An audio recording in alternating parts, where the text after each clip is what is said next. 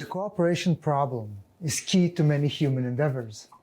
From organizational routines to strategic alliances, we are confronted with situations in which actors benefit from mutual cooperation, but face private incentives to defect. And to address this problem, scholars and practitioners have come up with different ways to increase the payoffs to cooperation or decrease the payoffs to defection, using things like legally binding contracts and long-term exchange relationships. Today, I want to unpack this insight to uncover and experimentally validate a novel mechanism explaining why and when long-term relationships promote cooperation. For one practical example, consider GM's failure to replicate Toyota's and-on cord. In the late 1980s, Toyota and GM entered a joint venture in which Toyota took over the operations of GM's Numi plant in California and implemented the Toyota production system using GM facilities and GM employees. Toyota instructed those employees to pull the and-on cord and stop the production line whenever they suspected a quality problem. But of course, production line processes are constantly changing, leaving managers unable to provide workers with an exhaustive list of when they should pull the cord. This created a dual risk that a worker might defect and pull the cord just to get a break on the company's dime. It's a half-hour break. Or that a manager might deem even a well-intended use of the cord as an act of defection and punish a worker for it. Now, these risks can be minimized when workers and managers can coordinate on when workers should pull the cord. And that's exactly what was happening at Numi. Managers and GM reprimanded workers for what they perceived as inappropriate use of the cord, and workers feared punishment, so they stopped using the cord altogether. The contrasting fortunes of the and-on cord raise an obvious question. When does long-term exchange promote cooperation, and when does it not? Our prior is that long-term exchange promotes cooperation by changing the payoffs to cooperation and defection. But as GM's failure shows, that is not always enough. And so part of what I will try to convince you of today is that to solve the cooperation problem, we must first solve a different problem, and that is coordinating on what cooperation means. I am then going to show you that forming a shared coordination framework is sufficient to coordinate on the meaning of cooperation, but that long-term exchange relationships are neither necessary nor sufficient because they do not necessarily lead to the formation of shared frameworks. And now, I know that there are many different things that can explain the different outcomes in Numi and the rest of GM, but one necessary condition for Numi's success was its ability to foster a shared framework between the workers and managers at Numi around the use of the and-on cord. More generally, our focus on the payoffs to cooperation and defection has obscured another necessary condition for cooperation. Exchange partners often face multiple available actions, and to successfully cooperate with each other, they must coordinate on which subset of these actions is cooperation. And this is not an easy task. Exchanges often happen in changing and complex environments, leaving exchange partners unable to fully coordinate by pre-specifying what each of them ought to do in every eventuality. Unexpected events happen, and they force exchange partners to take actions that were not previously agreed upon. So in this example, partner A will have to interpret the available actions to decide which is cooperation and select an action from the subset. Partner B will then have to interpret that action as cooperation or defection. And as the and-on cord example illustrates, if exchange partners do not reach the same interpretation of the action, the exchange can quickly break down.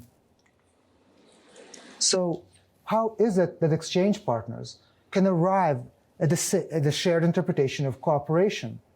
How, for example, can partners to a strategic alliance in biotech to develop a new drug arrive at the same interpretation of cooperation in the face of unexpected developments in research, market, or regulatory conditions? Well, I argue that exchange partners can coordinate on the meaning of cooperation by forming a shared coordination framework. there is a shared interpretive framework that coordinates their interpretations of actions as cooperation or defection when unexpected events inevitably arise. Now, broadly speaking, there are two ways to arrive at shared frameworks in an exchange. On the one hand, there are many exchanges like those on Uber or Amazon that can rely on established and widely institutionalized frameworks. But on the other hand, there are many economically and organizationally significant exchanges that cannot rely on established frameworks. A prime example of that are incomplete contracts, exchanges that are so complex that the parties to them cannot possibly pre-specify in advance what each of them ought to do for the exchange to succeed. So partners to a strategic alliance in biotech cannot fully pre-specify what each needs to do for the alliance to be successful. And managers seeking to replicate the end-on cord cannot provide their workers with an exhaustive list of when they should pull it.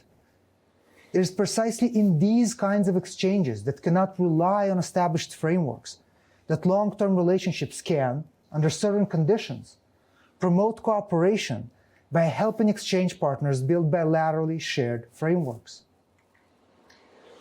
And to see why, note that the content of coordination frameworks is inherently tacit and cannot be effectively communicated in words. It is best communicated through shared experiences and ongoing interactions. That is why it is much easier to communicate the content of your framework to a long-term partner than a complete stranger. Moreover, as unanticipated events inevitably arise throughout a long-term exchange, partners must negotiate their implications to arrive at shared interpretations of the situation and of what each of them needs to do. These shared interpretations then provide focal points around which new shared interpretations of unexpected situations can form, and a shared framework is born.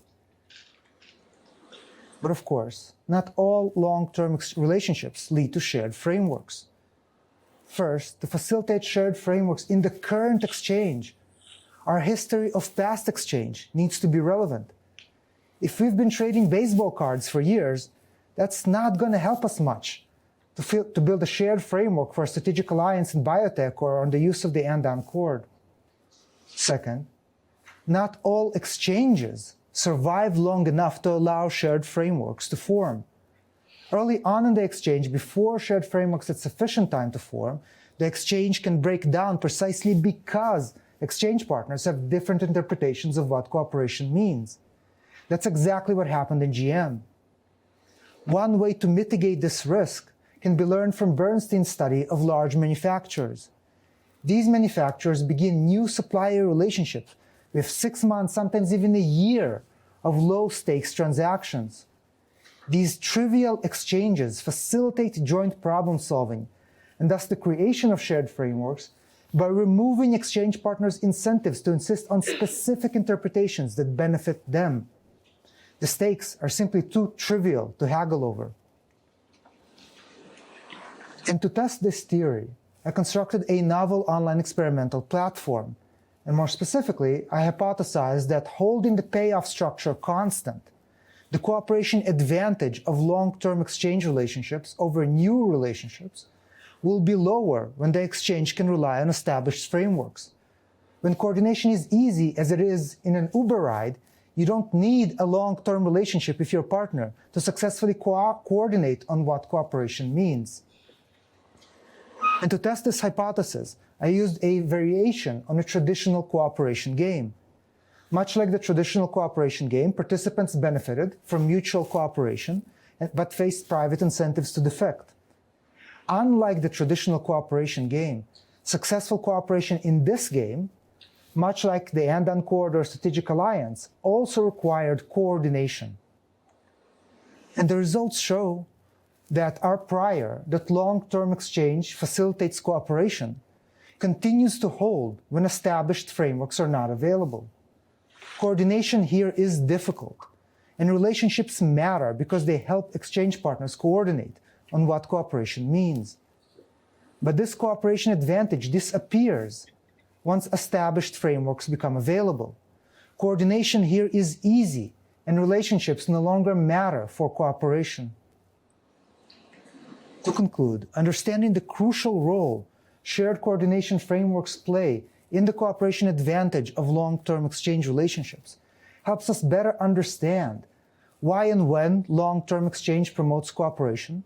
It does in a strategic alliance in biotech, but not for an Uber ride. Why seemingly identical exchanges with the same payoff structure, like the and chord in NUMI and the rest of GM, can have very different outcomes. When actors are likely to prefer a long-term partner over a new partner, and perhaps most importantly, what we can do to help actors cooperate with new partners successfully.